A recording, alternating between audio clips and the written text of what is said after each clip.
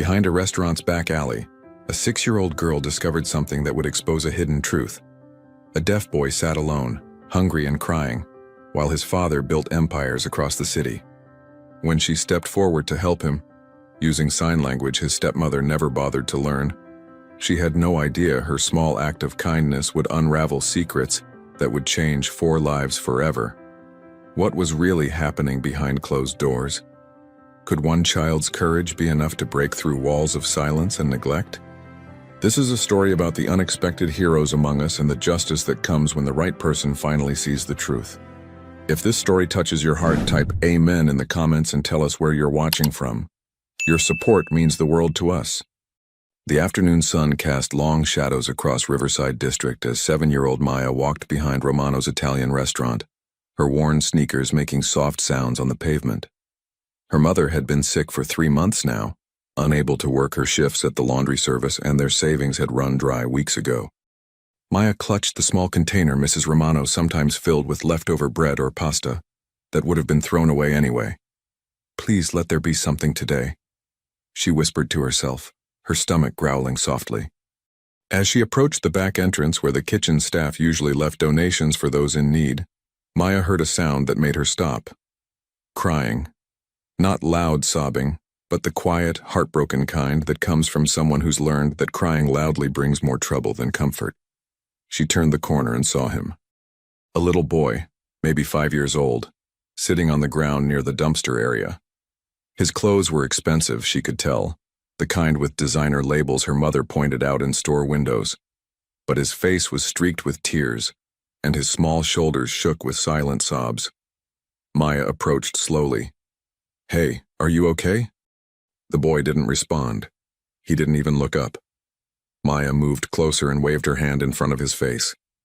That's when his red, swollen eyes finally met hers, and she understood. She had seen this before, at her school. The boy was deaf. Without hesitation, Maya's hands began to move. Her mother's best friend, Miss Patricia, was deaf, and Maya had been learning sign language since she was 4 years old. It had become second nature to her. "Why are you crying?" her hands asked gently. The boy's eyes widened with shock. His small hands moved frantically, desperately. "You can understand me?" "Yes," Maya signed back, sitting down beside him. "I'm Maya." "What's your name?" "Noah." His hands spelled out slowly. Then, as if a dam had broken, his hands started moving rapidly, telling his story. "My daddy doesn't know. When he leaves for work, she makes me stay in my room. She says I'm too much trouble. Today I was so hungry, and she said if I was hungry enough I could come here and find food in the trash. She dropped me off and said she'd come back in an hour." Maya's heart clenched. "That's not okay. That's really not okay, Noah. She says because I can't hear I'm not normal. She says Daddy shouldn't waste money on me when I'll never be like other kids." Noah's hands trembled as he signed. "She gives me very little food at home. She says I need to learn what real hunger feels like." Before Maya could respond, a sharp voice cut through the air. "Noah, get up right now." A tall woman in designer clothes and perfect makeup stormed around the corner, her heels clicking aggressively against the pavement. Her face was twisted with anger, but Maya noticed how she quickly arranged it into something more pleasant when she saw Maya there. "Noah, darling, I told you to wait by the car," the woman said with fake sweetness, not signing at all, knowing Noah couldn't hear her. She reached down to grab his arm roughly. Maya stood up, placing herself between them. "He told me what you've been doing." The woman's eyes narrowed dangerously. "Excuse me? Who do you think you are, you little—" "He told me you don't feed him, right? He told me you make him feel bad because he can't hear." Maya's voice was small but steady. "That's mean. That's really, really mean." "You have no idea what you're talking about," the woman hissed, abandoning her fake sweetness. "This is none of your business. Noah is my stepson, and I'll handle him however I see fit. Now move." "No," Maya said firmly, her hands signing to Noah behind her back. "Don't be scared. I won't let her hurt you." The woman's face flushed with rage. She reached past Maya, trying to grab Noah's wrist. "How dare a filthy little street rat tell me what to do with my own family?" Your family. A deep, authoritative voice froze everyone in place. Since when do family members treat each other like this, Vanessa? Maya turned to see a tall man in an expensive suit standing at the entrance to the alley. He was 32, maybe 33, with dark hair and eyes that held something between disbelief and growing fury. In his hand was his phone, and Maya realized with a start that it was pointed toward them, recording. "Christopher." Vanessa's voice changed completely, becoming sweet and concerned. "Darling, I saw everything." Christopher's voice was ice cold. "I changed my route today. Something told me to drive through Riverside instead of taking the highway. I got out to get coffee from Romano's, and I heard shouting." He stepped closer, his eyes never leaving Vanessa's face. "I've been standing here for 3 minutes, Vanessa." 3 minutes. "And I heard every single word that came out of your mouth." Vanessa's face went pale. "Christopher, you don't understand. That little girl attacked me. She was trying to... I have a video, Vanessa. And this little girl," he looked at Maya, with something like wonder, "was defending my son, using sign language. Something you've refused to learn in the 18 months we've been married, despite me paying for classes, despite begging you to communicate with Noah." He walked past Vanessa, who stood frozen, and knelt down in front of Noah. His hands moved in sign language. "Noah, son, I need you to tell me the truth. Has this happened before? Has she been treating you badly when I'm not home?" Noah's small hands moved hesitantly at first, then faster, telling everything. The locked door, the small portions of food, the cruel words spoken where he couldn't hear, but could read on her lips. The time she'd pinched him hard where bruises wouldn't show. The constant message that he was worthless because of his deafness. With each revelation, Christopher's face grew darker, his jaw tighter. When Noah finished, tears streaming down his face, Christopher pulled his son into a tight embrace. "Never again," he signed when he pulled back. "I promise you, never again." He stood, turning to Vanessa with an expression that made even Maya take a step back. "You're done. Pack your things. I want you out of my house by tonight. My lawyers will contact you about the divorce." "You can't do this," Vanessa shrieked, her carefully constructed facade completely shattered. "I signed a prenup that's airtight. You'll give me nothing. Actually, your prenup has a clause about abuse or neglect of Noah. With this video and Noah's testimony, you'll be lucky if I don't press criminal charges," Christopher said calmly. "But I'm a father first, and I want my son as far away from you as possible, as quickly as possible. So here's what's going to happen. You leave quietly, you get nothing, and we never see you again. Or I call the police right now, press charges for child abuse and neglect, and you can explain to a judge why you were forcing a 5-year-old to look for food in a dumpster." Vanessa's face cycled through rage, fear, and calculation before settling on defeat. Without another word, she turned and walked away, her heels clicking rapidly as she disappeared around the corner. Christopher let out a long breath, then turned to Maya, who was still standing protectively in front of Noah. "Thank you," he said softly. "I don't know your name, but thank you. You saved my son today." Maya's eyes filled with tears she'd been holding back. "I'm Maya. I couldn't let her be mean to him. Nobody should be mean to kids." Christopher noticed the container in her hand, the worn clothes, the thin frame. Understanding dawned in his eyes. "Maya, why are you here behind the restaurant?" Maya looked down. "My mama is sick. She can't work. Sometimes Mrs. Romano gives me leftovers so we can eat." Something shifted in Christopher's expression. He made a decision in that moment, one that would alter the course of all their lives. "Maya, how would you like to never have to look for leftovers again? How would you like to help me with something very important?" Maya looked up, confused. "Help you? But I'm just me.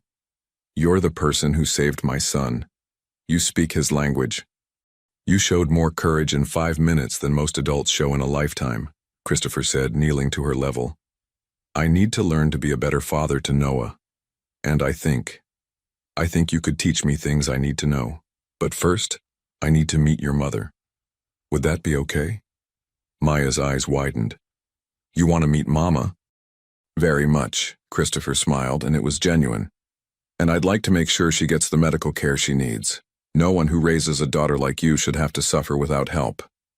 As they walked toward the parking lot, Christopher carrying Noah and holding Maya's hand, none of them knew the whole truth yet. They didn't know about the connection between Maya's mother and Christopher's past. They didn't know about the secrets that would soon surface, and they didn't know that this chance meeting would reveal a twist of fate so profound it would redefine what family really meant.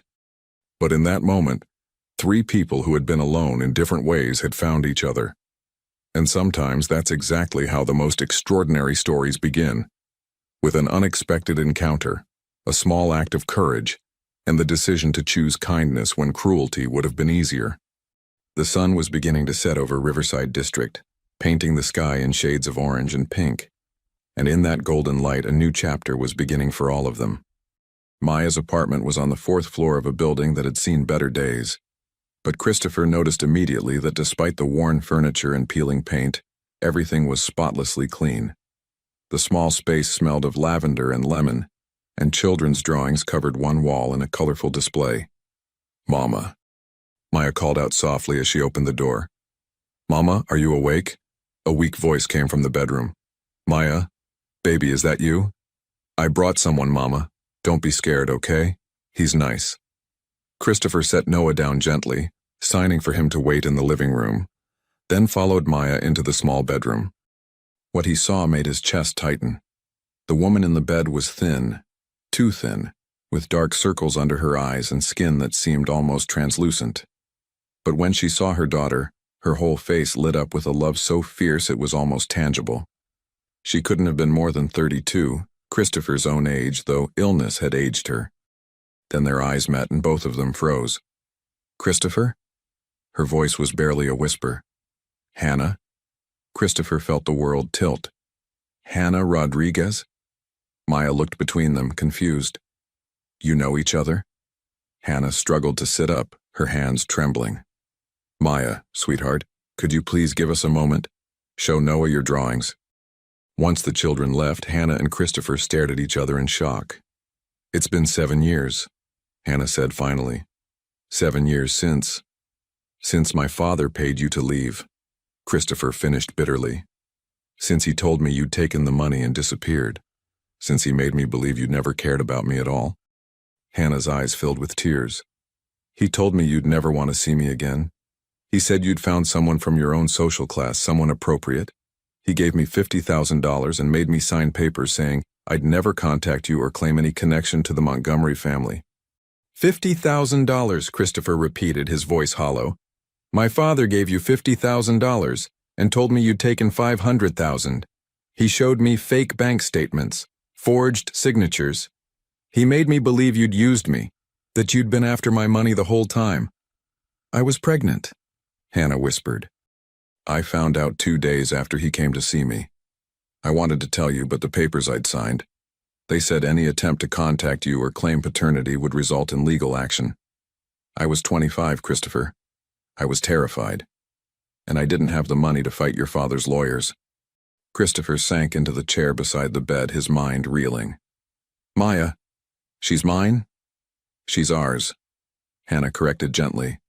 "She's 7. She's brilliant, kind, brave, everything good in this world. I named her Maya because it means dream in several languages, and that's what she was. The dream I got to keep when I lost everything else." Christopher's hands covered his face. All these years I had a daughter and I never knew. I married Vanessa trying to give Noah a mother, and all along. "You have a son?" Hannah asked softly. "Noah. He's 5. His mother died in childbirth. Vanessa seemed kind at first, but..." Christopher's voice broke. "I've been so blind. About everything." "How sick are you?" Christopher asked abruptly, looking at Hannah's frail form. "Stage 3 lymphoma. I've been doing treatment, but..." Hannah looked away. "It's expensive. Really expensive. My insurance ran out 3 months ago. I've been choosing between medication and rent. Maya doesn't know how bad it is." "That ends now," Christopher said firmly. "I'm calling my personal physician tonight. You'll get the best care available, and you and Maya are moving." "No," Hannah interrupted. Christopher, I appreciate the offer, but I can't just accept charity from you. Charity? Christopher's laugh was bitter. Hannah, Maya is my daughter. You're the mother of my child. This isn't charity. This is me trying to fix the damage my father did to all of us. Your father passed away, didn't he? Hannah asked quietly. I saw it in the news 2 years ago. Yes. And I found out so many things after he died. So many lies, so many manipulations. Christopher looked at her intently. He controlled my life, my relationships, my business decisions. It took me a year after his death to realize how much. Vanessa was someone he approved of before he died. I should have known she'd be wrong for me. A soft knock interrupted them. Maya peeked in. Mama, Noah wants to know if we have any crackers. He says he's really hungry. Hannah's face fell. Sweetheart, I think we might have a few left in the... I'll order food. Christopher stood quickly. What do you both like? Pizza? Chinese? Maya's eyes went wide. Really? Like real restaurant food? The simple question broke Christopher's heart. Yes, Maya. Real restaurant food. As much as you want. While they waited for the food, Christopher sat with both children in the small living room. He watched as Maya patiently signed with Noah, showing him her drawings, making him laugh with funny faces. Noah's whole demeanor had changed. The scared, crying child from the alley was gone, replaced by a bright, animated boy who was starved for kind attention. Maya taught me a sign, Noah signed to his father. Want to see? Of course. Noah's small hands made a gesture, and Maya giggled. Christopher's throat tightened as he recognized it. The sign for sister. Noah says I could be like a sister, Maya explained. Since I can talk to him and play with him, is that okay? It's more than okay, Christopher managed to say. It's perfect.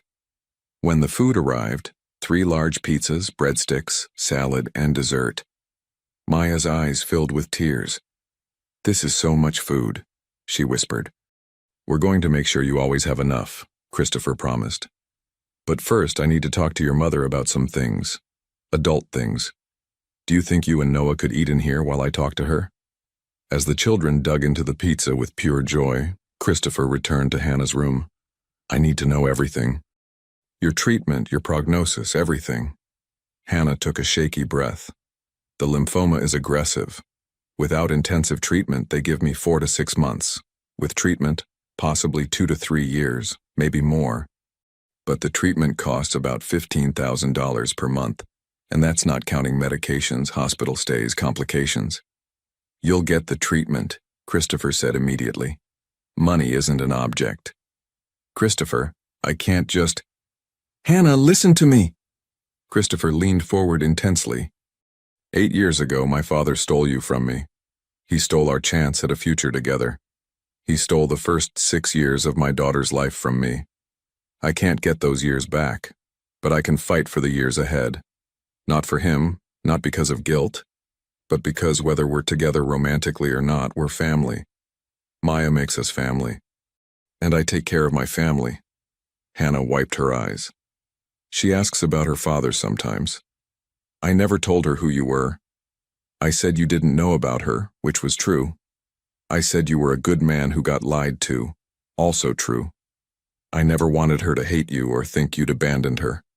She's extraordinary, Christopher said softly. The way she stood up to Vanessa today, the way she protects Noah, the way she signs with such patience. Hannah, you've raised an incredible human being under impossible circumstances. I did my best, Hannah smiled weakly. Even when we had nothing, I made sure she had love. I made sure she knew her worth wasn't in what we owned, but in who she was. I want to tell her, Christopher said suddenly. I want her to know I'm her father. Hannah was quiet for a long moment. She deserves to know, but Christopher, she's 6. We need to do this carefully. She's had stability in our life together, just the 2 of us. Adding you suddenly with Noah, with everything, we need to make sure we don't overwhelm her. You're right, Christopher agreed. We'll take it slow, but I want to be in her life, both their lives, really in it, not just financially supporting from a distance. Over the next hour they made plans. Christopher would arrange for Hannah to see his family's personal oncologist first thing in the morning. He would set up a trust fund for Maya's education and future. They would tell Maya the truth together when Hannah felt ready. "There's something else," Hannah said as Christopher prepared to leave. "The papers your father made me sign, do they still matter? Legally?" "No," Christopher assured her. "Those papers were obtained under duress and false pretenses. My lawyers will handle it. You don't need to worry about legal action." At the door, with Noah already asleep in his arms and Maya hugging her mother goodbye, Christopher paused. "Hannah, I want you to know something. What my father did, keeping us apart, lying to both of us, it was wrong. Unforgivably wrong. But if even one good thing came from this disaster, it's that I got to see the kind of mother you became. Maya is proof of your strength, your character, your love. He tried to paint you as someone greedy and selfish, but he was wrong. You're one of the strongest people I've ever met." Hannah smiled through her tears. "Go take care of your son. We'll talk tomorrow." As Christopher drove home with Noah, his mind was racing. In one day, his entire world had shifted. World. He'd discovered his wife's cruelty, met the woman he'd never stopped thinking about, and learned he had a daughter who'd been struggling while he lived in luxury just across the city. "Daddy?" Noah signed from the car seat. "Is Maya really going to be my sister?" Christopher met his son's eyes in the rearview mirror. "Would you like that?" "Yes." Noah's hands moved emphatically. "She's nice. She doesn't care that I can't hear. She talks to me like I'm normal." "You are normal, Noah. Different, but normal. And yes, Maya is going to be part of our family. I promise." What Christopher didn't know yet was that his promise would be tested in ways he couldn't imagine. Forces from his past and present were about to collide. Vanessa wasn't going to go quietly. His family's board of directors would have opinions about his sudden acquisition of a 6-year-old daughter from poverty. And there were secrets still buried, waiting to surface.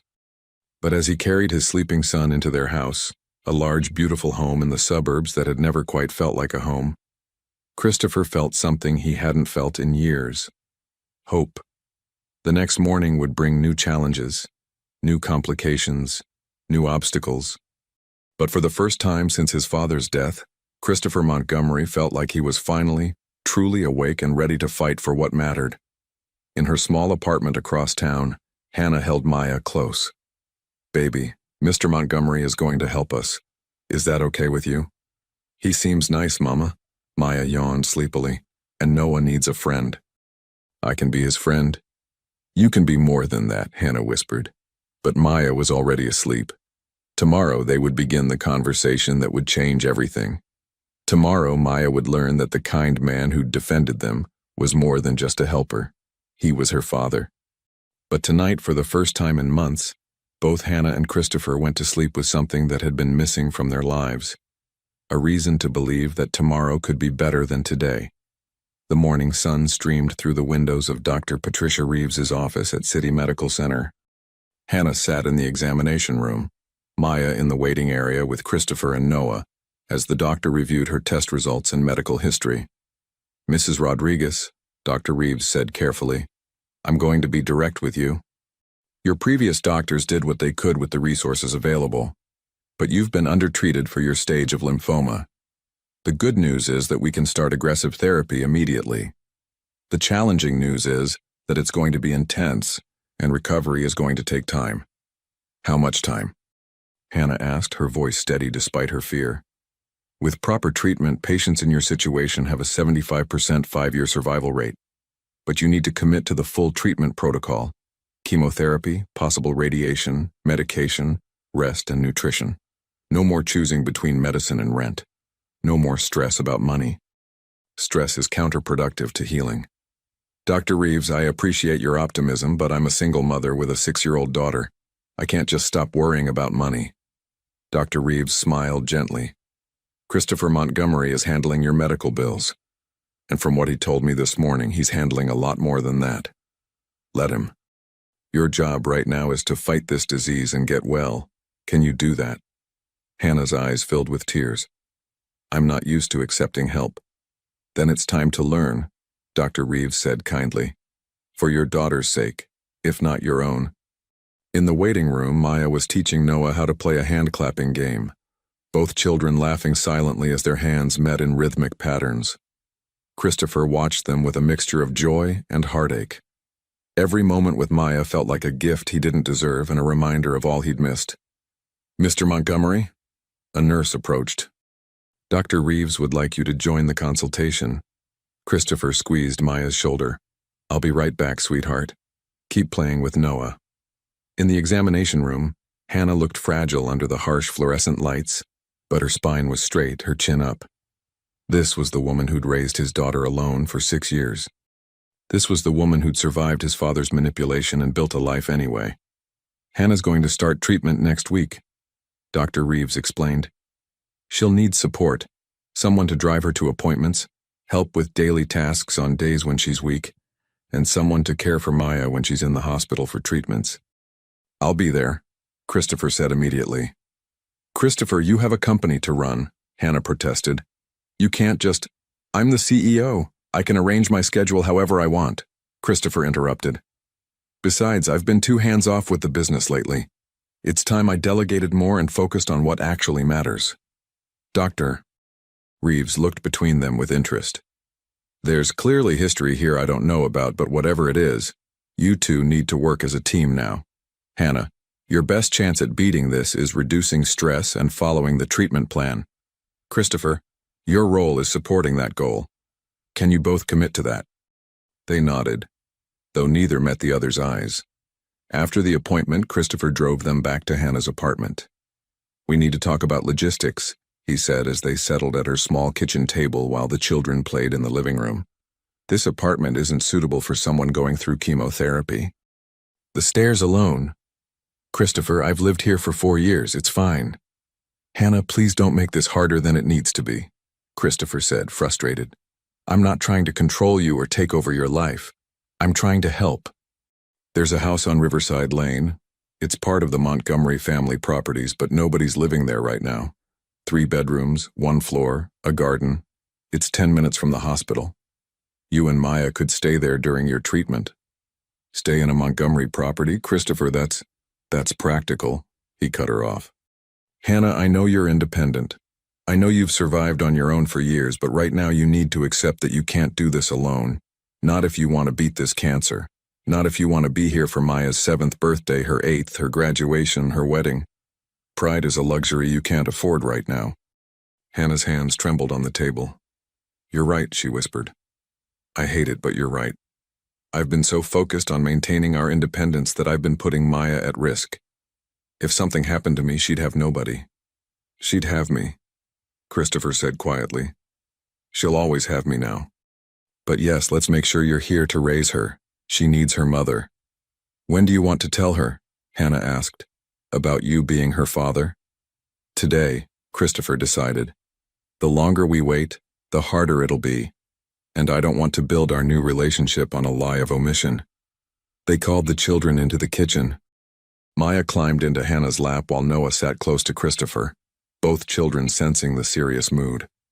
Maya, sweetheart, we need to talk to you about something important, Hannah began, stroking her daughter's hair. It's good news, but it might be confusing at first. Maya looked up with her wide, dark eyes. Christopher's eyes, he realized now. Okay, Mama. You know how you've asked me about your daddy?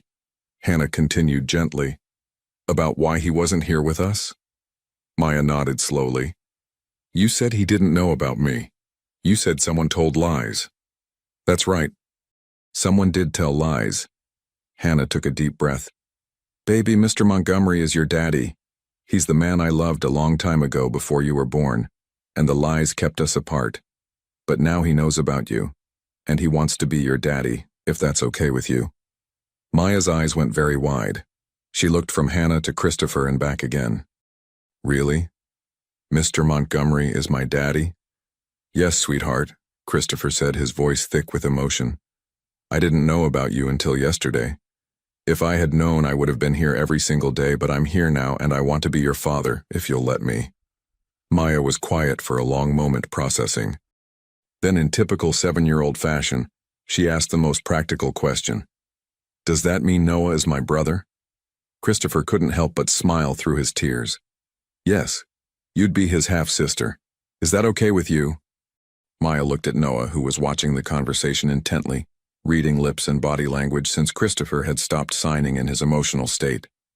Maya's hands moved. You're my brother now. For real. Noah's face lit up like the sun. For real? He signed back. Not just pretend? For real, Maya confirmed, then turned back to her mother. Mama, are you okay? You're crying. Happy tears, baby, Hannah assured her. These are happy tears. But wait, Maya's mind was working through the implications. If Mr. Daddy, she tested the word carefully, watching Christopher's reaction. When he smiled through his tears, she continued, If Daddy is here now, does that mean he can help us? With the food and Mama's medicine? Yes, Christopher said firmly. I'm going to help with everything. Your Mama is going to get better, and we're all going to be a family. It might be a little different than other families, but it'll be our family. Can I still live with Mama? Maya asked, a hint of worry in her voice. Of course, Christopher assured her quickly. Your Mama and I are figuring out the details, but you'll always be with her. I'm just going to be part of your life now, too. We'll have to find a good balance. Maya thought about this seriously. Okay. I think that's good. Mama needs help, and Noah needs a sister who can talk to him. And... She paused, then threw her arms around Christopher's neck. I always wanted a daddy. Christopher held his daughter for the first time, really held her and felt something broken inside him start to heal. But their moment was interrupted by the buzzing of Christopher's phone. He glanced at the screen and frowned. I need to take this. It's my head of legal. He stepped into the hallway and Hannah could hear his voice growing sharp and angry. When he returned, his expression was dark. Vanessa is filing for an emergency custody hearing for Noah. She's claiming I'm an unfit father who abandoned my son with strangers while I pursued an affair. Hannah's face went pale. What? She's smart, Christopher said bitterly. She knows she violated the prenup and can't get money, so she's going for leverage. If she can get custody of Noah, she can use him to negotiate a settlement. Can she win? Hannah asked, pulling Maya closer protectively. Not if I can help it. I have the video of her behavior yesterday. But she's painting it as if I neglected Noah by leaving him with you two. People she's calling strangers of questionable character. Christopher's jaw clenched. She's attacking you to get to me. We need to go, Christopher said, gathering Noah. I have to meet with my lawyers, but Hannah, you and Maya should stay somewhere else tonight. Just in case Vanessa tries something vindictive. She knows where you live. Christopher, you're scaring me, Hannah said. Good. You should be cautious, Christopher said grimly. Vanessa comes from a powerful family. I don't think she'd physically harm anyone, but she'll use every legal and social weapon she has. Pack bags for you and Maya. You're coming to my house. But what about... No arguments, not on this. Christopher's tone left no room for discussion. My security system is the best available. You'll both be safe there while we sort this out. As they packed hastily, Maya's excitement about having a father was tempered by the worry she saw in her mother's face. Mama, is the bad lady going to hurt us? No, baby. Your daddy won't let that happen, Hannah said with more confidence than she felt.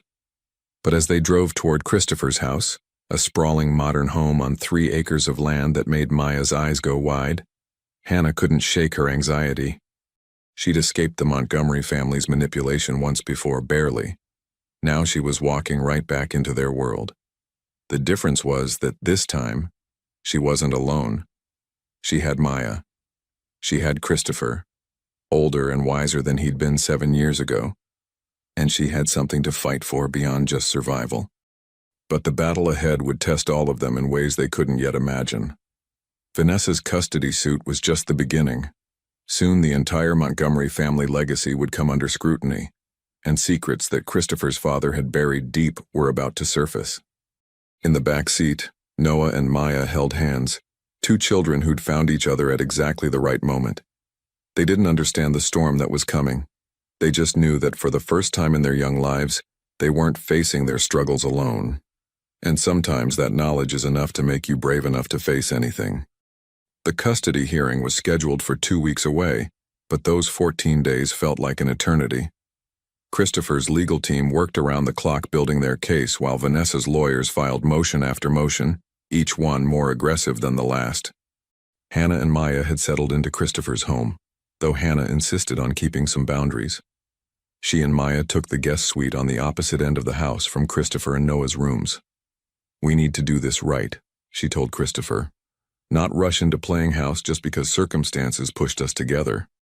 Christopher respected her wishes, though spending every evening with his newly discovered daughter and the woman he'd never stopped loving was both wonderful and torturous. They fell into a routine. Breakfast together, Christopher going to work while Hannah rested and the children played, afternoons in the garden, and family dinners where they all practiced sign language together. Maya bloomed in the new environment. She had her own room decorated in soft purples and yellows, shelves filling with books, and a closet with clothes that actually fit. But what changed most was the worry leaving her young face. She laughed more, played freely, and stopped checking the kitchen every morning to see if there was food. "Daddy, look," Maya called one afternoon running through the garden with Noah. Both children were covered in dirt from planting flowers. "We made a rainbow garden, red, orange, yellow, green, blue, purple." Christopher looked up from his laptop on the patio where he was working remotely. "That's beautiful, sweetheart. What kind of flowers are they?" Mrs. Chen said they're zinnias. She said they'll grow really tall. Maya's enthusiasm was infectious. Mrs. Chen, the housekeeper who'd worked for the Montgomery family for 20 years, had taken to Maya immediately. "That child has sunshine in her soul," she'd told Christopher. "After all the darkness Vanessa brought to this house, Maya is like opening windows and letting light in." But the light was about to face some serious darkness. The day before the custody hearing, Christopher's head of legal, Marcus Webb, called an emergency meeting. Christopher sat in his home office, Hannah beside him at his insistence as Marcus delivered the news via video call. "Vanessa's legal team has a new strategy," Marcus said grimly. "They're not just attacking your fitness as a parent anymore.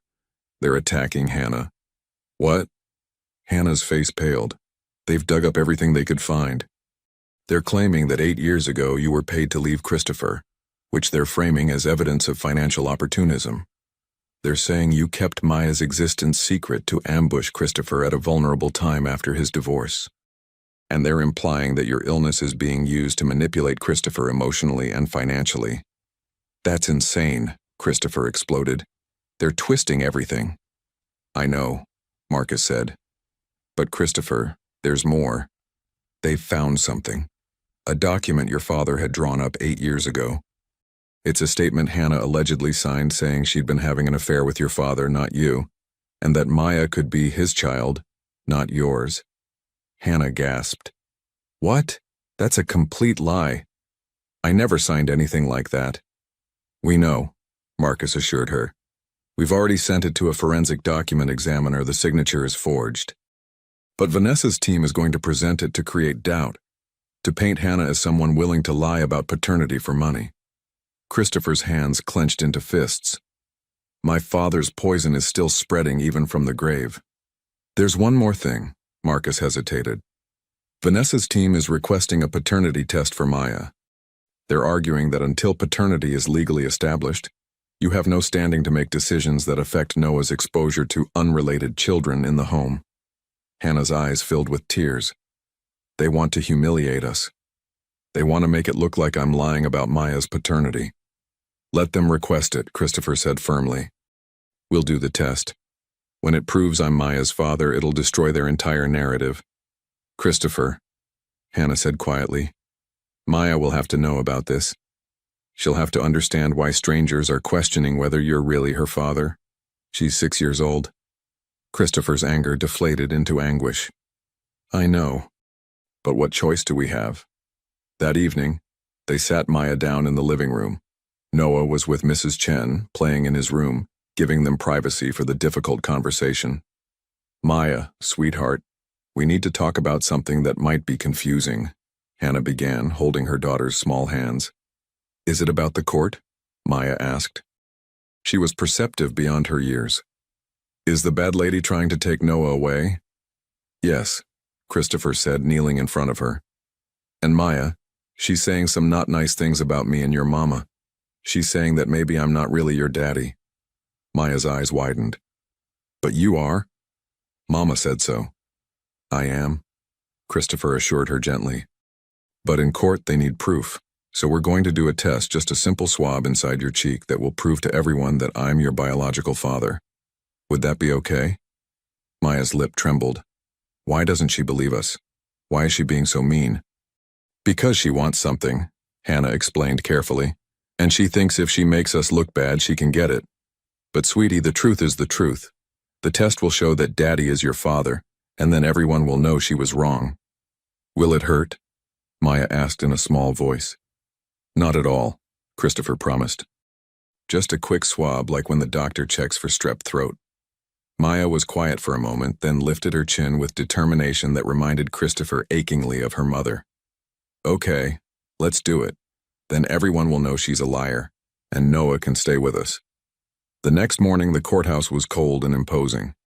Christopher had arranged for Mrs. Chen to stay with the children at home. Neither Maya nor Noah needed to be exposed to the hostile environment. But as Christopher and Hannah walked through the corridors, flanked by Marcus and his legal team, they could feel eyes following them. Vanessa sat on the opposite side of the courtroom with her lawyers, looking immaculate in a designer suit, her expression one of wounded innocence. When her eyes met Christopher's, he saw something there that chilled him. Cold calculation. Judge Patricia Morrison entered and the hearing began. For 3 hours, lawyers argued back and forth. Vanessa's team painted Christopher as a man who'd abandoned his son with strangers to pursue a romantic reunion with a former lover. They presented the forged document, suggesting Hannah had been involved with Christopher's father. They questioned Christopher's judgment in bringing unverified family members into Noah's life so quickly after removing his stepmother. Christopher's team countered with the video of Vanessa's treatment of Noah, testimony from neighbors who'd heard her yelling at the child, and documentation of Christopher's consistent and loving care for his son. They presented evidence that Hannah's signature on the suspicious document was forged and filed for sanctions against Vanessa's lawyers for presenting fraudulent evidence. Then came the moment everyone was waiting for: the paternity test results. Marcus stood. Your Honor, we have the results of the paternity test performed 3 days ago on Mr. Montgomery and the minor child, Maya Rodriguez. The courtroom fell silent. The results show a 99% probability that Christopher Montgomery is the biological father of Maya Rodriguez. The words hung in the air. Vanessa's face twitched, her careful composure cracking slightly. Her lead attorney whispered urgently to her. Judge Morrison looked at the results, then at Vanessa's legal team. Counselors, you presented a document claiming this child's paternity was in question. That document has been proven fraudulent. You've wasted this court's time with baseless accusations against Ms. Rodriguez. Do you have any legitimate concerns regarding Mr. Montgomery's custody of his son? Or was this entire proceeding simply a retaliatory measure? Vanessa's lawyer stood. Your Honor, we'd like to request a recess to review our position. Denied, Judge Morrison said sharply. You've had ample time to prepare your case. If you have legitimate evidence of harm to the child Noah Montgomery in his father's care, present it now. The lawyer hesitated, then sat down. No further evidence at this time, Your Honor. Judge Morrison's expression was stern. Then let me be very clear. I've reviewed the video evidence presented by Mr. Montgomery showing Ms. Vanessa's treatment of young Noah. I've read the testimony from neighbors and household staff, and I've seen the medical reports documenting that Noah has actually gained weight and shown improved emotional affect since being in his father's sole custody. She turned to Vanessa directly. Ms. Vanessa, you've attempted to use this child as leverage in what should have been a straightforward divorce proceeding. You've presented fraudulent documents to this court, and you've made serious, unfounded allegations against a woman whose only crime appears to be raising her daughter while battling cancer. Vanessa stood. Your Honor, if I could— You may not, Judge Morrison cut her off. I'm granting Mr. Montgomery full legal and physical custody of Noah Montgomery. You are denied all visitation rights unless and until you complete a court-ordered psychological evaluation and parenting classes. Furthermore, I'm ordering you to pay Mr. Montgomery's legal fees for this proceeding. We're adjourned." The gavel fell. It was over. Christopher let out a breath he didn't know he'd been holding. Beside him, Hannah was crying quietly. Marcus patted Christopher on the shoulder. "Congratulations. You won." But as they left the courthouse, Christopher noticed Vanessa standing near her car, phone pressed to her ear, her expression venomous. Something about her body language set off alarm bells. "Marcus, get them home safely," Christopher said quietly. "I need to make a call." Back at the house, Maya and Noah mobbed them at the door. "Did we win?" Maya asked. "Can Noah stay?" "We won," Christopher confirmed, lifting both children into his arms. "Noah isn't going anywhere." Noah's hands moved rapidly in sign language. "Forever? I can stay forever?" "Forever," Christopher signed back firmly. That night, after the children were finally asleep, Christopher found Hannah standing on the back patio, looking out at the garden where Maya and Noah had planted their flowers. "Thank you," she said softly as he joined her, "for fighting for them, for all of us." "Hannah, you don't need to thank me for—" "Yes, I do," she interrupted, turning to face him. "Christopher, you could have just provided financial support. You could have arranged everything from a distance, kept your life separate. Instead, you opened your home, you fought a legal battle, you made yourself vulnerable to attacks on your character and your business. You did all of that for a daughter you'd known existed for 2 weeks and for me, someone your father tried to erase from your life." "Hannah," Christopher said, taking her hands carefully, "8 years ago I was going to ask you to marry me. I had a ring. I had plans. And then my father told me you'd left with a fortune, and I believed him because I was young and stupid and too trusting of the man who'd raised me. But even after I thought you'd betrayed me, even after I married Vanessa trying to forget you, I never stopped wondering, what if my father lied? What if she really loved me? What if I gave up on the best thing that ever happened to me?" Hannah's tears fell freely. "I never stopped loving you. Even when I thought you'd chosen someone else, even when I was alone and pregnant and terrified, I never stopped." "Then let's not waste any more time," Christopher said. "I'm not asking for marriage tomorrow. I know we need to rebuild trust, figure out how we work as a family, let the children adjust. But Hannah, I'm asking for a real chance. Not just co-parenting, not just living in the same house temporarily. A real chance at being together, the way we should have been 8 years ago." Hannah looked into his eyes for a long moment, then nodded. "A real chance. But slowly. For the children's sake." "For everyone's sake," Christopher agreed. "We've got time now. Your treatment is going well. The doctors are optimistic. We have years ahead of us to do this right." He leaned down slowly, giving her every chance to pull away, and kissed her gently. It was tentative and sweet, nothing like the passionate kisses they'd shared as young lovers. This kiss was a promise of patience, of commitment, of taking the time to heal old wounds before making new memories. When they pulled apart, Hannah smiled. "Slowly, slowly," Christopher agreed. What none of them knew was that across town, Vanessa was making a phone call that would set in motion one final revelation, though not the one she intended. Little Girl Stopped the Deaf CEO's Son from Eating Leftovers, chapters 04-06-04. The custody hearing was scheduled for 2 weeks away, but those 14 days felt like an eternity. Christopher's legal team worked around the clock building their case while Vanessa's lawyers filed motion after motion, each one more aggressive than the last. Hannah and Maya had settled into Christopher's home, though Hannah insisted on keeping some boundaries. She and Maya took the guest suite on the opposite end of the house from Christopher and Noah's rooms. "We need to do this right," she told Christopher. "Not rush into playing house just because circumstances pushed us together." Christopher respected her wishes, though spending every evening with his newly discovered daughter and the woman he'd never stopped loving was both wonderful and torturous. They fell into a routine.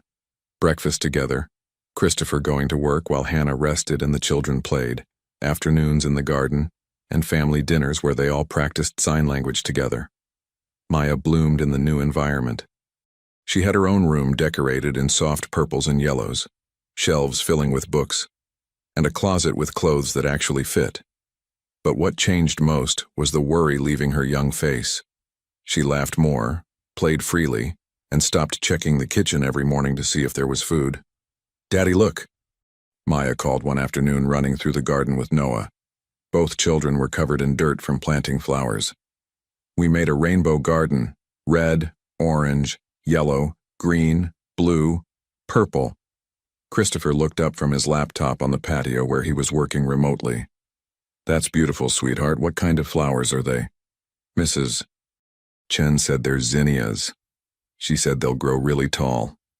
Maya's enthusiasm was infectious. Mrs. Chen, the housekeeper who'd worked for the Montgomery family for 20 years, had taken to Maya immediately. "That child has sunshine in her soul," she'd told Christopher. "After all the darkness Vanessa brought to this house, Maya is like opening windows and letting light in." But the light was about to face some serious darkness. The day before the custody hearing, Christopher's head of legal, Marcus Webb, called an emergency meeting. Christopher sat in his home office, Hannah beside him at his insistence as Marcus delivered the news via video call. "Vanessa's legal team has a new strategy," Marcus said grimly. "They're not just attacking your fitness as a parent anymore. They're attacking Hannah." "What?" Hannah's face paled. "They've dug up everything they could find. They're claiming that 8 years ago you were paid to leave Christopher, which they're framing as evidence of financial opportunism. They're saying you kept Maya's existence secret to ambush Christopher at a vulnerable time after his divorce. And they're implying that your illness is being used to manipulate Christopher emotionally and financially." "That's insane," Christopher exploded. "They're twisting everything." "I know," Marcus said. "But Christopher, there's more. They've found something. A document your father had drawn up 8 years ago. It's a statement Hannah allegedly signed saying she'd been having an affair with your father, not you, and that Maya could be his child, not yours." Hannah gasped. "What? That's a complete lie. I never signed anything like that." "We know," Marcus assured her. "We've already sent it to a forensic document examiner. The signature is forged. But Vanessa's team is going to present it to create doubt, to paint Hannah as someone willing to lie about paternity for money." Christopher's hands clenched into fists. "My father's poison is still spreading even from the grave." "There's one more thing," Marcus hesitated.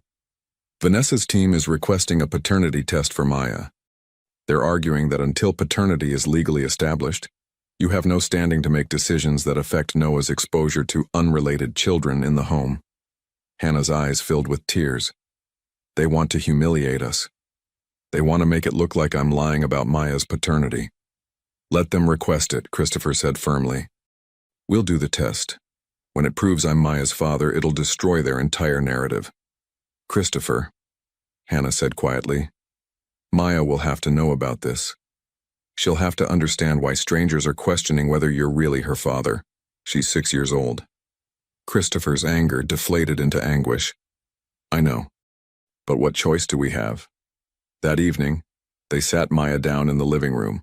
Noah was with Mrs. Chen, playing in his room, giving them privacy for the difficult conversation. "Maya, sweetheart, we need to talk about something that might be confusing," Hannah began, holding her daughter's small hands. "Is it about the court?" Maya asked. She was perceptive beyond her years. "Is the bad lady trying to take Noah away?" "Yes," Christopher said, kneeling in front of her. "And Maya, she's saying some not nice things about me and your mama. She's saying that maybe I'm not really your daddy." Maya's eyes widened. "But you are." "Mama said so." "I am," Christopher assured her gently. "But in court they need proof, so we're going to do a test, just a simple swab inside your cheek that will prove to everyone that I'm your biological father. Would that be okay?" Maya's lip trembled. Why doesn't she believe us? Why is she being so mean?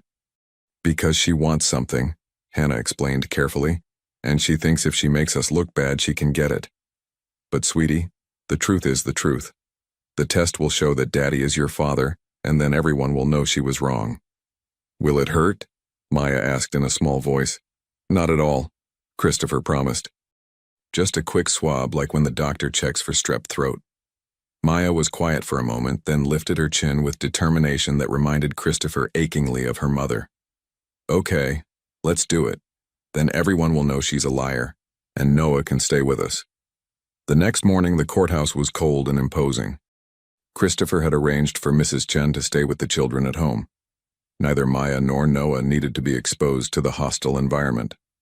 But as Christopher and Hannah walked through the corridors, flanked by Marcus and his legal team, they could feel eyes following them. Vanessa sat on the opposite side of the courtroom with her lawyers, looking immaculate in a designer suit, her expression one of wounded innocence. When her eyes met Christopher's, he saw something there that chilled him. Cold calculation. Judge Patricia Morrison entered and the hearing began. For 3 hours, lawyers argued back and forth. Vanessa's team painted Christopher as a man who'd abandoned his son with strangers to pursue a romantic reunion with a former lover. They presented the forged document, suggesting Hannah had been involved with Christopher's father. They questioned Christopher's judgment in bringing unverified family members into Noah's life so quickly after removing his stepmother.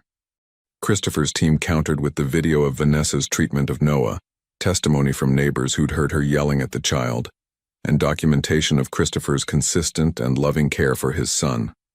They presented evidence that Hannah's signature on the suspicious document was forged and filed for sanctions against Vanessa's lawyers for presenting fraudulent evidence. Then came the moment everyone was waiting for: the paternity test results. Marcus stood. "Your Honor, we have the results of the paternity test performed 3 days ago on Mr. Montgomery and the minor child, Maya Rodriguez." The courtroom fell silent. "The results show a 99% probability that Christopher Montgomery is the biological father of Maya Rodriguez." The words hung in the air. Vanessa's face twitched, her careful composure cracking slightly. Her lead attorney whispered urgently to her. Judge Morrison looked at the results, then at Vanessa's legal team. "Counselors, you presented a document claiming this child's paternity was in question. That document has been proven fraudulent. You've wasted this court's time with baseless accusations against Ms. Rodriguez. Do you have any legitimate concerns regarding Mr. Montgomery's custody of his son? Or was this entire proceeding simply a retaliatory measure?" Vanessa's lawyer stood. "Your Honor, we'd like to request a recess to review our position." "Denied," Judge Morrison said sharply. "You've had ample time to prepare your case. If you have legitimate evidence of harm to the child Noah Montgomery in his father's care, present it now." The lawyer hesitated, then sat down. "No further evidence at this time, Your Honor." Judge Morrison's expression was stern. "Then let me be very clear. I've reviewed the video evidence presented by Mr. Montgomery showing Ms. Vanessa's treatment of young Noah. I've read the testimony from neighbors and household staff, and I've seen the medical reports documenting that Noah has actually gained weight and shown improved emotional affect since being in his father's sole custody." She turned to Vanessa directly. "Ms. Vanessa, you've attempted to use this child as leverage in what should have been a straightforward divorce proceeding. You've presented fraudulent documents to this court, and you've made serious, unfounded allegations against a woman whose only crime appears to be raising her daughter while battling cancer." Vanessa stood. "Your Honor, if I could—" "You may not," Judge Morrison cut her off. "I'm granting Mr. Montgomery full legal and physical custody of Noah Montgomery.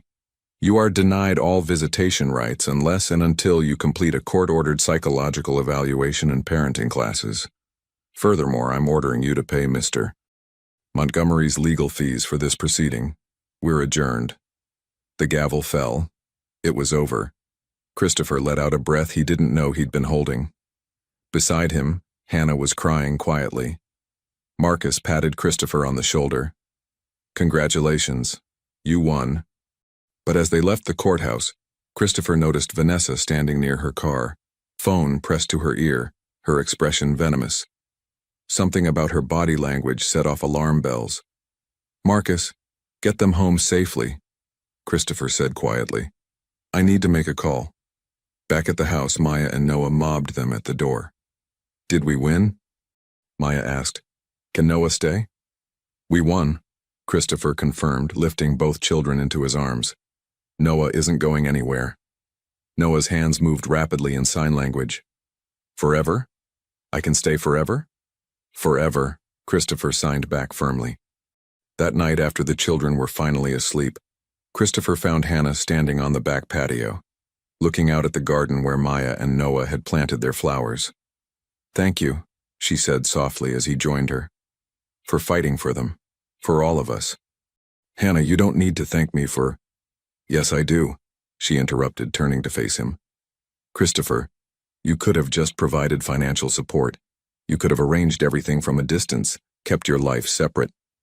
Instead, you opened your home, you fought a legal battle, you made yourself vulnerable to attacks on your character and your business.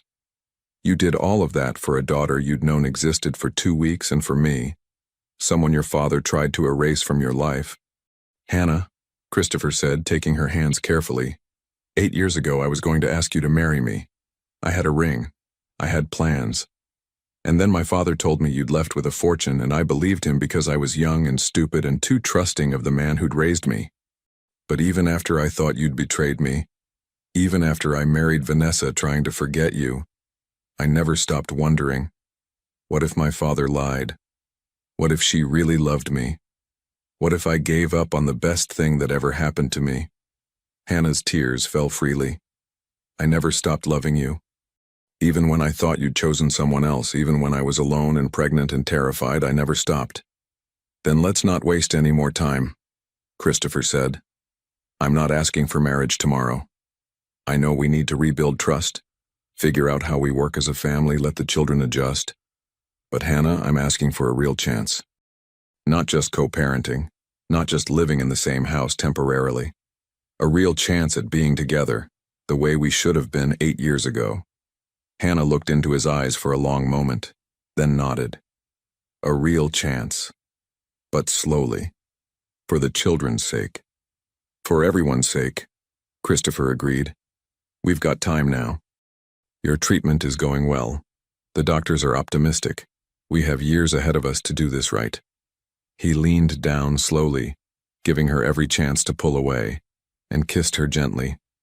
It was tentative and sweet, nothing like the passionate kisses they'd shared as young lovers. This kiss was a promise of patience, of commitment, of taking the time to heal old wounds before making new memories. When they pulled apart, Hannah smiled. "Slowly, slowly," Christopher agreed. What none of them knew was that across town, Vanessa was making a phone call that would set in motion one final revelation, though not the one she intended. 05. 2 months passed in what felt like a dream.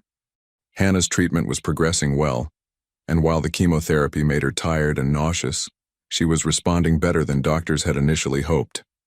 Maya had started at a new school, a private academy where Christopher served on the board, and was thriving academically and socially.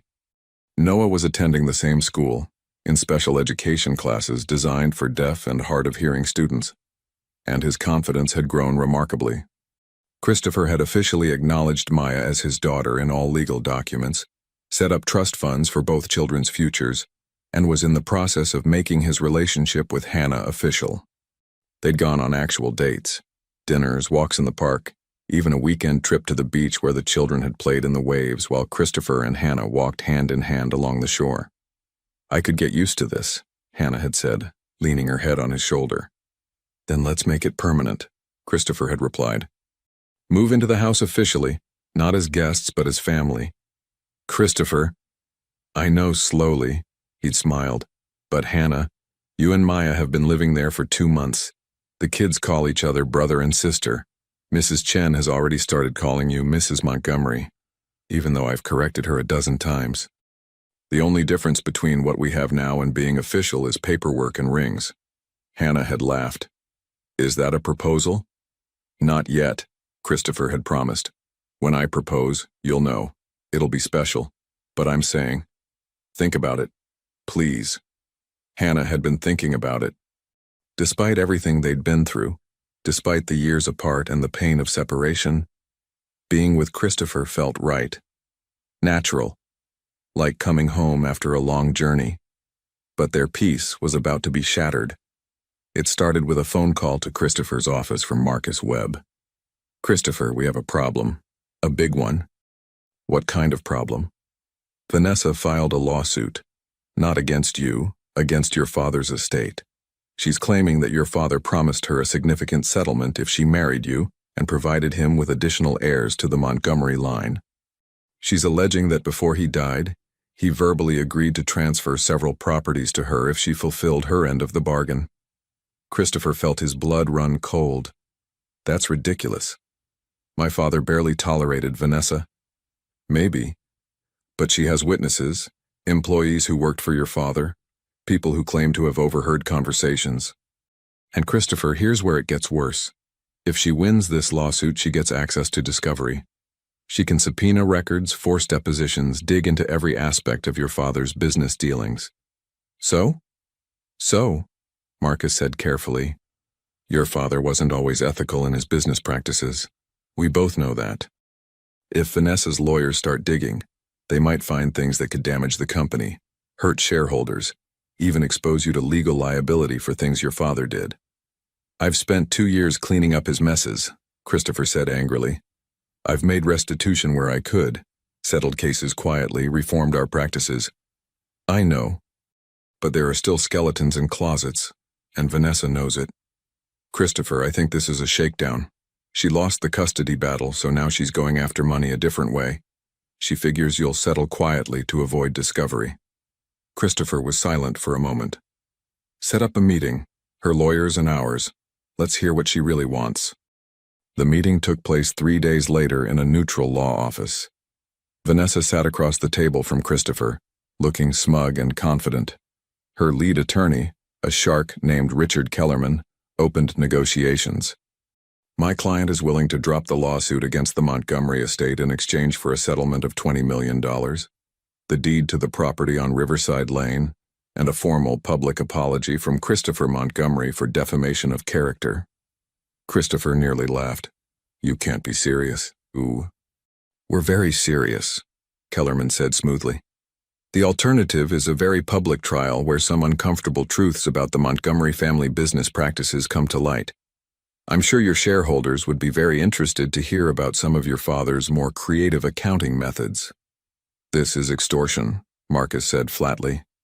"This is negotiation," Kellerman countered, "and Mr. Montgomery would be wise to accept it. $20 million is nothing to a billionaire, and the Riverside property is one small house. Consider it a very reasonable price for peace." Christopher looked at Vanessa. "Why? You signed a prenup. You knew what you were getting into." "I earned that money," Vanessa said coldly. 2 years of dealing with your brat of a son, of playing the perfect wife, of putting up with your holier-than-thou attitude. I deserve compensation. You abused my child. I disciplined him when needed. You coddled him." Vanessa's mask was slipping, showing the ugly person beneath. "And now you're playing happy family with your street rat daughter and her dying mother. It's pathetic." Christopher stood abruptly. "We're done here. Marcus, let's go." "Christopher, wait," Kellerman said. "If you walk out of here without a deal, we file the lawsuit tomorrow. Discovery starts immediately. How long do you think your company's stock price stays stable when newspapers start reporting on legal troubles and questions about the integrity of Montgomery Industries?" Christopher turned back, his expression ice cold. "File your lawsuit. Dig all you want, because here's what you don't know, Kellerman. I've spent 2 years documenting every illegal and unethical thing my father did. I've got evidence, witness statements, financial records, everything. And I've been working with federal prosecutors to make sure that when everything comes out, it's on my terms, with immunity agreements in place protecting me and the current company from liability for my father's crimes." Vanessa's face went pale. "You're lying." "Am I?" "Test me." Christopher leaned forward. "You want to drag my family through the mud? Fine. But I'll make sure the world knows exactly what kind of person you are. That video of you mistreating Noah? That's going public. The forged documents you presented in court? Public. The witness statements from every household staff member who heard you scream at a 5-year-old deaf child? Public. By the time I'm done, you won't be able to get a job cleaning toilets, let alone maintain your social standing. You wouldn't dare, Vanessa hissed. The scandal would hurt you too. I don't care anymore, Christopher said, and meant it. 8 years ago, when my father manipulated Hannah and me, I would have cared about the family reputation more than the truth. But I've learned something since then. Truth and love matter more than appearances and money. You can't hurt me with the truth because I'm not afraid of it anymore. He walked to the door, then paused. You have 24 hours to drop the lawsuit and sign an agreement never to contact me, Noah, Hannah, or Maya again. If you do that, I'll give you $1 million, far more than you deserve, and you walk away. If you don't, I bury you. Your choice. As Christopher and Marcus left the building, Marcus let out a low whistle. That was either brilliant or insane. Probably both, Christopher admitted. But I meant every word. I'm done letting fear of scandal control my decisions. There's just one problem, Marcus said carefully. You told her you've been working with federal prosecutors. Christopher, have you actually started the process? Yes, completed it? Not yet, Christopher admitted. I've had preliminary conversations with the U.S. Attorney's Office about my father's tax evasion and fraud. They're interested, but we haven't formalized any agreements yet. So you bluffed. I accelerated my timeline, Christopher corrected. Call the U.S. Attorney's Office. Tell them I'm ready to cooperate fully and I need to move fast. If Vanessa calls my bluff, we need to be ready to follow through. That night, Christopher sat with Hannah in the living room after the children were in bed and told her everything. So we might be facing a public scandal, Hannah said when he finished. I'm sorry. I know you didn't sign up for this when you let me back into your life. Christopher, I didn't let you back into my life. You were never really out of it. You were always Maya's father, even when we didn't know it. Hannah took his hand. And if standing by you means facing scandal, I can handle it. I've faced worse. The press might come after you too. They'll dig into your past, our relationship 8 years ago. Let them, Hannah said firmly. We have nothing to hide. We loved each other. Your father separated us with lies, and now we've found our way back together. That's not scandal, that's a love story. Christopher pulled her close. How did I ever let you go? You didn't. Your father took me away, Hannah corrected. But I'm here now. We're here now. And whatever comes, we face it together. The next morning, Kellerman called Marcus. My client accepts Mr. Montgomery's offer. She'll sign the agreement and take the $1 million. Christopher felt relief, but it was tempered by suspicion. Just like that? She's giving up? Not exactly, Marcus said carefully. Her agreement has conditions. She wants the money wired immediately, and she wants the non-contact agreement to exclude any business events where you're both present. She's claiming she can't be barred from industry functions that might benefit her career. Fine, whatever, Christopher agreed. As long as she stays away from my family. The papers were signed 3 days later. Vanessa took her $1 million and disappeared from their lives, or so they thought. What none of them knew was that Vanessa's final act of spite, calling Noah's maternal grandmother and telling her about Christopher's new family, would lead to an unexpected letter arriving 2 weeks later. Christopher received the certified letter at his office. Inside was a package from a law firm in Portland, Oregon, with a note. Per the instructions of our late client, Jennifer Walsh Montgomery, this letter was to be delivered to you 5 years after her passing, or sooner if you remarried. As you have recently divorced and the 5-year mark has passed, we are fulfilling her final wishes. Inside was a letter in Jennifer's handwriting, dated 1 week before Noah's birth. My dearest Christopher, if you're reading this, I'm gone and our son is 5 years old. I'm writing this because you deserve the truth, even though it will hurt. Noah is not your biological son. Before I met you, I had a brief relationship with a man named Thomas Chen. He worked in your father's company. When I discovered I was pregnant, Thomas and I tried to figure out what to do. But your father found out. He threatened Thomas, said he would fabricate embezzlement charges and destroy him unless he left the country permanently. Thomas had no choice. He left to protect his mother, who also worked for your family. I was devastated and terrified. Then I met you at that charity gala, 3 months into my pregnancy. You were kind, genuine, and when I finally told you I was pregnant, you didn't run. You proposed. You said you'd love my child as your own. And Christopher, you have no idea how much that meant to me. I married you knowing you believed Noah was yours. I'm sorry for that deception. But I also married you because I truly loved you. You gave my son, our son, because love makes him ours, a father when his biological father was forced away. If something happens to me, please don't hate Thomas. He loved me, and he would have loved Noah. But he was trapped by your father's cruelty, just as so many others were. I've left information about Thomas in a sealed document with my lawyer. If you want to find him, you can. If you want Noah to know his biological father, that choice is yours. But please know this. Noah is your son in every way that matters. You chose him. You loved him. And that makes you his real father, regardless of DNA. I love you, Christopher. Thank you for giving me and my son a home, a family, and real happiness in the time we had together. Forever grateful, Jennifer. Christopher sat in his office, the letter shaking in his hands, tears streaming down his face. Not tears of betrayal, but tears of understanding. Jennifer had been another victim of his father's manipulation. Thomas had been forced away. And Noah, his Noah, was the innocent center of it all. He thought of Maya, a daughter he'd known about for only months but loved as if he'd been there from day one. He thought of the months he'd spent believing Noah was his without question, loving him, caring for him, becoming his father in every way that mattered. Blood didn't make family, love did, choice did. Love. But Noah deserved to know his full story, and Thomas deserved to know his son was alive, loved, and thriving. Christopher hired a private investigator to locate Thomas Chen using the information Jennifer's lawyer had provided. What they found was both sad and hopeful. Mr. Montgomery, the investigator said during their meeting, Thomas Chen has been living in Japan for the past 6 years, working as an accountant. He sends money to his mother regularly. Your housekeeper, Mrs. Chen, though he's never told her why he left or about his relationship with Jennifer.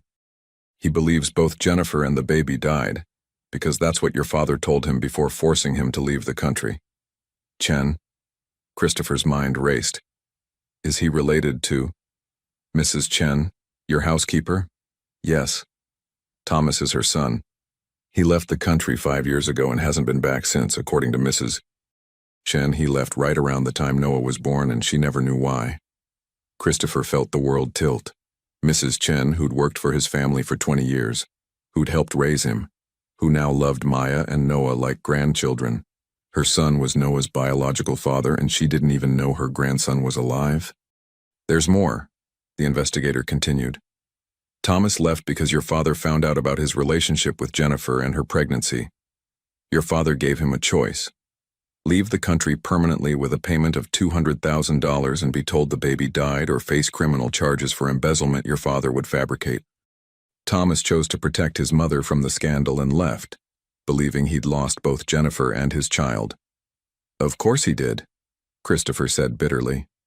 His father's manipulation knew no bounds, even from the grave. That evening, Christopher called Mrs. Chen into his office.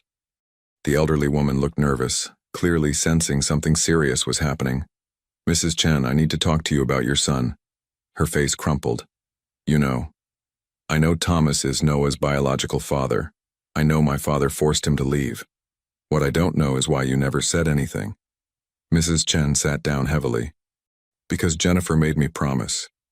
She came to me when she was pregnant crying. She told me what your father had done to my Thomas.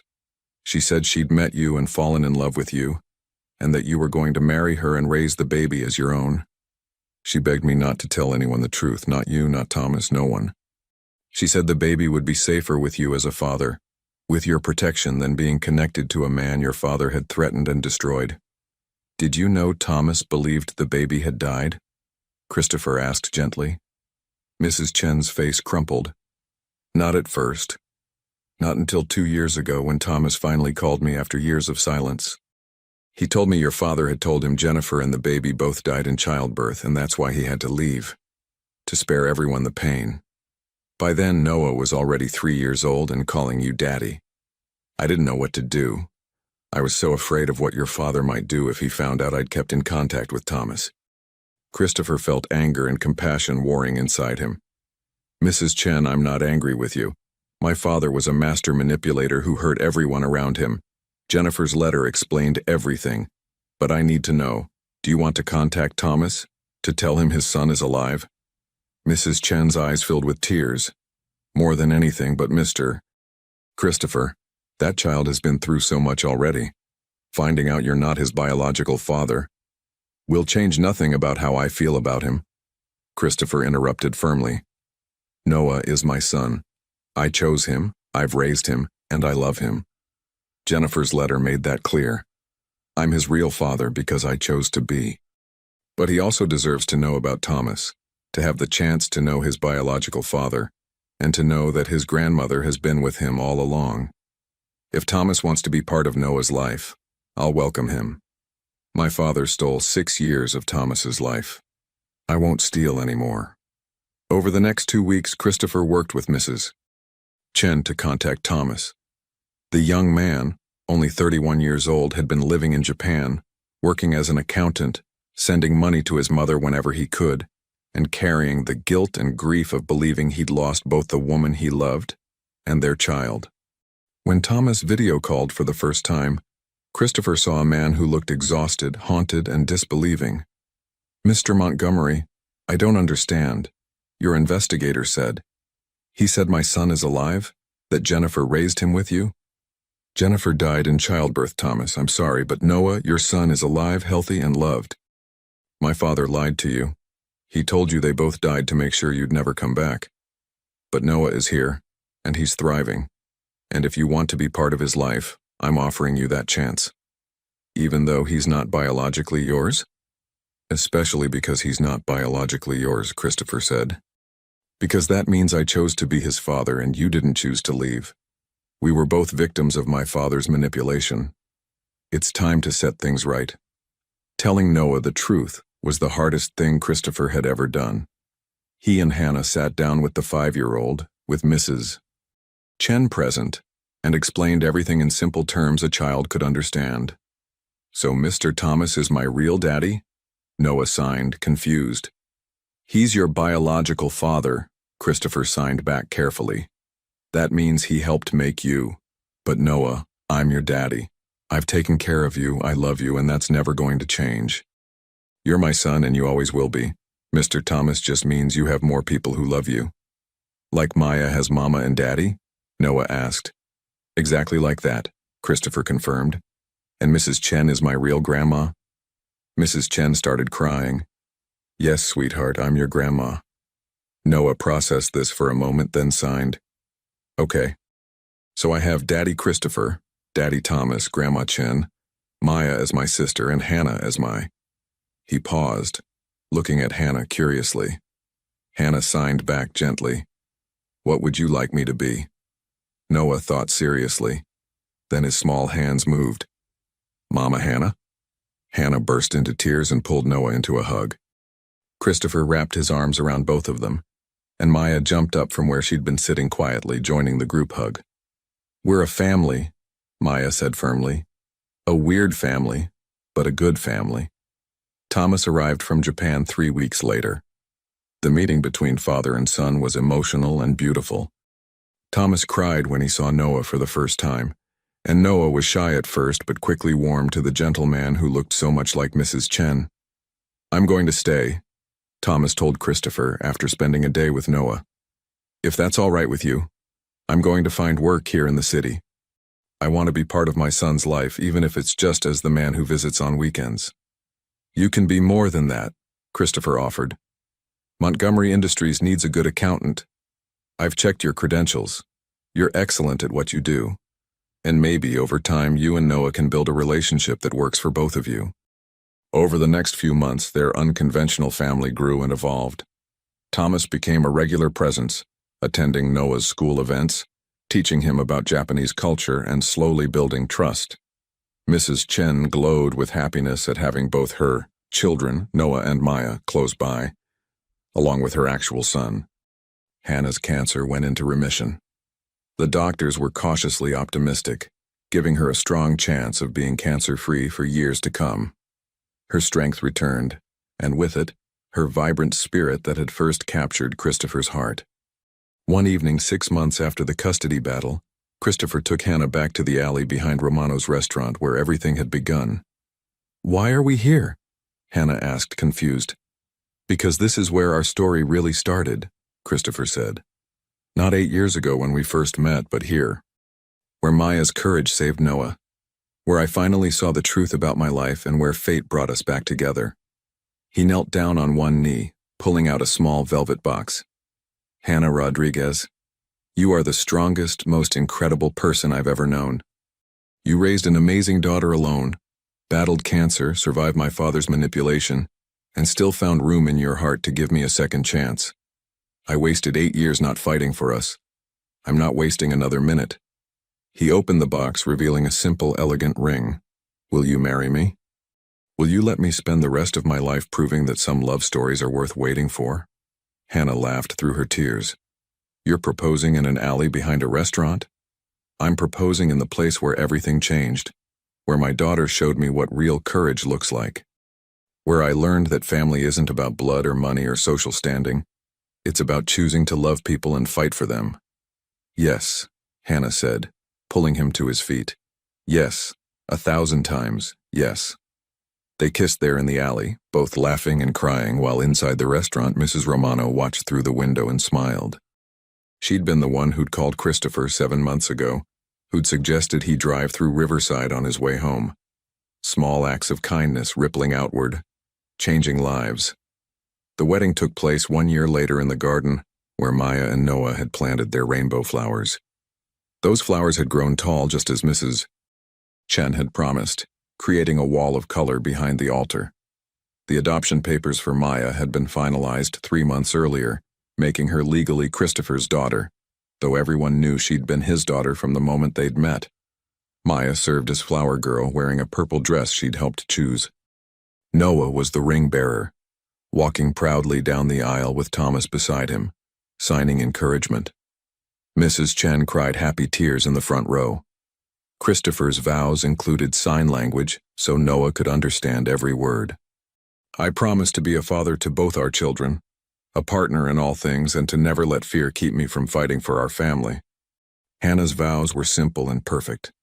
"I promise to remind you every day that we're stronger together than apart, to build a life full of love and laughter, and to teach our children that the most important things in life aren't things at all."